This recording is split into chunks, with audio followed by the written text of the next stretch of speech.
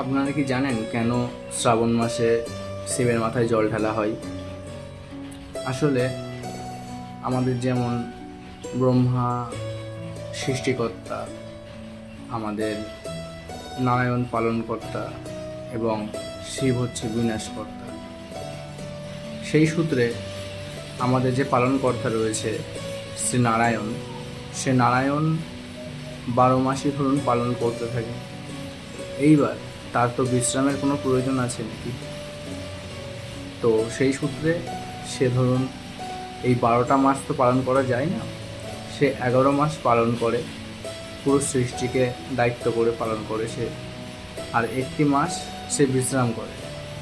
তো এবার সেই একটি মাস হচ্ছে সেই শ্রাবণ মাস, আর এই একটি মাসের দায়িত্ব যে নেয় সে হচ্ছে শ্রী মহাদেব।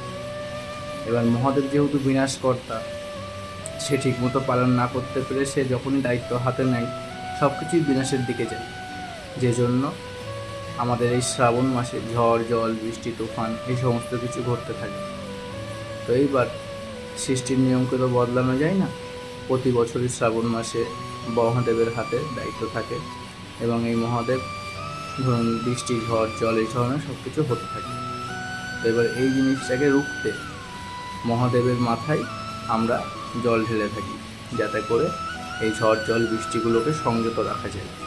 সেই জন্যে এই শ্রাবণ মাসে মহাদেবের মাথায় জল ঢালার প্রথাটি শুরু হয়েছিল।